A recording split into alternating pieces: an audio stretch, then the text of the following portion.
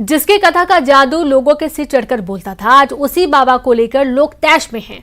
जिसे लोग संत समझते थे, उस पर जो संगीन इल्जाम लगे हैं, तो अब सब सवाल कर रहे हैं, ये साधु है या शैतान? वो नामचीन बाबा, जिस बाबा को वीआईपी ट्रीटमेंट दिया जाता था, जिस संत के अनुयायियों में वीआईपी लोग शुमार हैं, वही कथावाचक अब संगीन इल्जामों के कटघरे में है।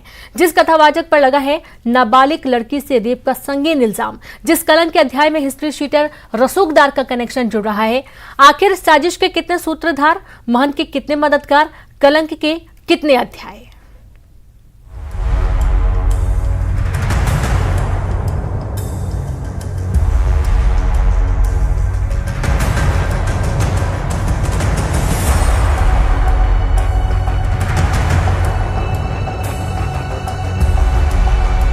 काल कोठरी कमरा नंबर 4।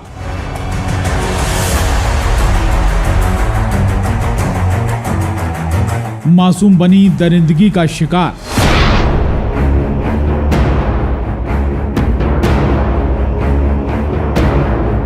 महंत का महापाप, संत या शैतान?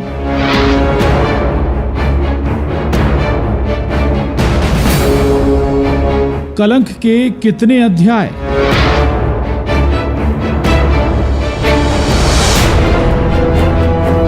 महंत के मददगार, साजिश के कितने सूत्रधार?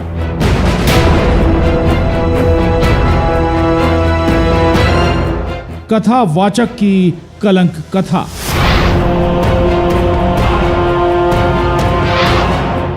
जिस संत के आगे लोग शिद्दत से सिर झुकाते थे, उस बाबा पर लगा दरिंदगी, वहशीपन का संगीन इल्जाम।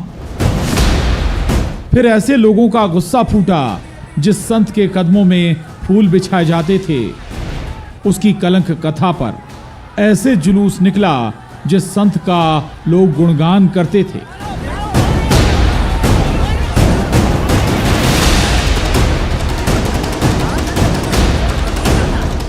जिसे राम कथा के लिए रीवा में बुलाया गया था, उसकी कलंक कथा की कहानी जब एक पौष इलाके के गेस्ट हाउस के कमरा नंबर 4 से बाहर आई, तो इन आरोपों ने यह सवाल खड़ा किया, ये संत है या शैतान?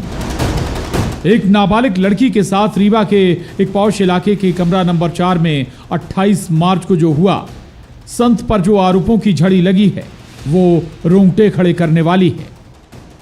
सीताराम और दूसरा व्यक्ति उनका एक चेला था धीरेन, वो वहाँ पर बैठते हैं तीनों लोग, और जो बच्ची है उसको भी बिठा के रखते हैं। उसके बाद वहाँ बहुत सारी बातें करते हैं, और ये लोग फिर क्या है कि वहाँ शराब का सेवन करते हैं।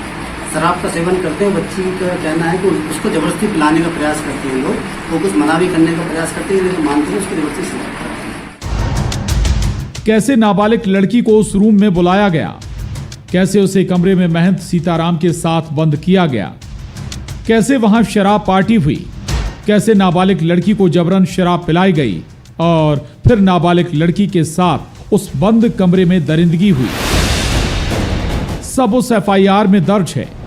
पुलिस की जुबानी सुनिए फरियादिया के दर्द की कहानी।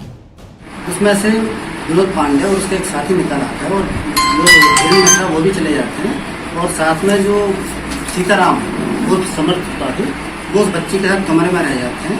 बच्ची को क्या कहना है कि जब वो ये तीनों लोग बाहर जाते हैं, तो ऐसा लगता है दरवाजे बंद करके उन्होंने बाहर से कुंडी लगा दी, और अंदर से फिर उसके बाद सीताराम वो कुंडी लगाते हैं और साथ में लाइट बंद करते हैं, और बच्ची के साथ जबरदस्ती करने का प्रयास करते हैं। बच्ची चिल्लाने की कोशिश करते हैं, उसका मुंह दबा लेते हैं, उसको पहले समझाने का प्रयास करते हैं, फिर उसको डरा कर उसके साथ उनकी तरफ जबरदस्ती की जाती है। संत, साधु, महंत, आखिर धर्म का ज्ञान देने वालों का हिस्ट्री शीटर से क्या वास्ता?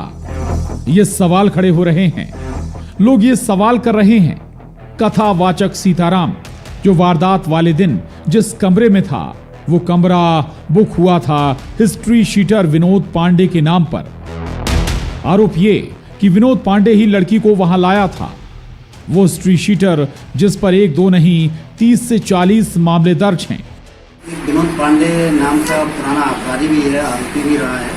उसके द्वारा उसको फ़ोन करके बताया गया कि तुम आ जाओ, तुम्हारा काम हो जाएगा। उस बच्ची को उस काम के सिलसिले में उसको किसी व्यक्ति ने विनोद पांडे से मिलवाया होगा, संपर्क कराया होगा, तो विनोद पांडे ने उसको फ़ोन करके बुलाया।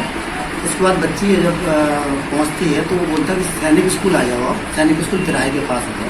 बच्ची सैनिक स्कूल तिराहे के पास पहुंचती है, उसके बाद वो किसी अपने एक साथी को भेजता है जो एक गाड़ी से आता है और वो साथी बच्ची को लेके सर्किट हाउस आता है NXC 4 में, 4 नंबर में। वहाँ पर विनोद पांडे मिलता है।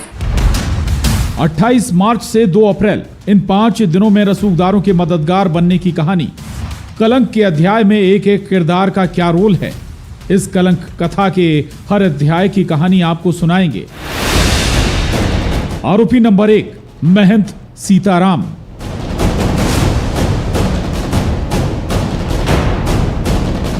आरोपी number 2 history sheeter Vinod Pandey.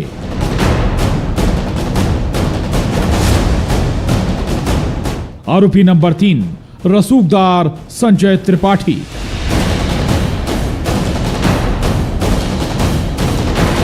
आरोपी नंबर 4 अंशुल मिश्रा।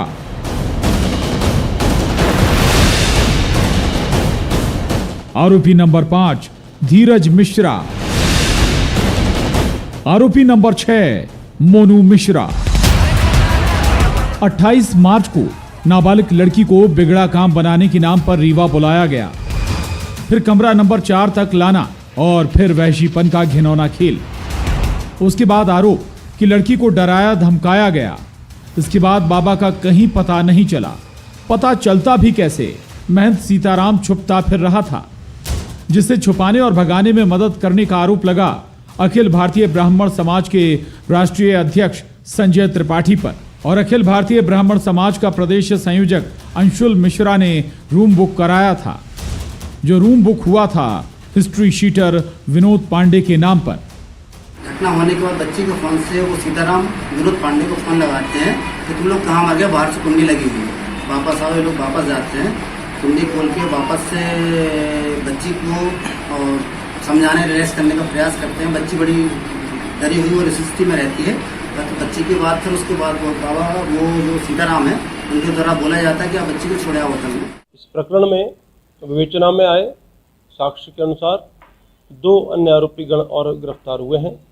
इन आरोपियों में से एक व्यक्ति ने कक्ष आरक्षित करने में भूमिका निभाई, दूसरे व्यक्ति ने अपराध घटित होने के पश्चात अपराधी को शरण दी, उनको भागने में सहयोग किया, भागने का अवसर दिया। इस क्रम में 2 लोगों की अरेस्टिंग की गई है। FIR के बाद महंत सीताराम ने अपना गेटअप ही बदल लिया। जीन्स टी शर्ट में बाबा का नया अवतार, जो सिंगरौली के बढ़न के बस स्टैंड पर एक सैलून से गिरफ्तार हुआ, जहां आरोपी महंत सीताराम अपना हुलिया बाल कटवाकर बदलवाना चाहता था। प्रकरण के 2 आरोपी अभी फरार हैं, जिसके लिए हम लोग लगातार हमारी टीमें प्रयास कर रही हैं। रीवा रेप कांड में सीएम शिवराज के तेवर सख्त नजर आए। दुष्कर्मियों के खिलाफ शिवराज का रौद्र अवतार, दुष्कर्मी बख्शे नहीं जाएंगे। एक बात साफ सुन लें, बेटी के साथ अगर किसी ने दुराचार किया तो किसी भी कीमत पर नहीं छोड़ा जाएगा, पूरी तरह से कुचल दिया जाएगा। और महज 24 घंटे में आरोपियों पर एक्शन भी होता नजर आया। कथावाचक सीताराम और हिस्ट्री शीटर विनोद पांडे के अवैध निर्माण पर बुलडोजर चला और इधर आरोपी संजय त्रिपाठी के शॉपिंग मॉल की नपती हुई।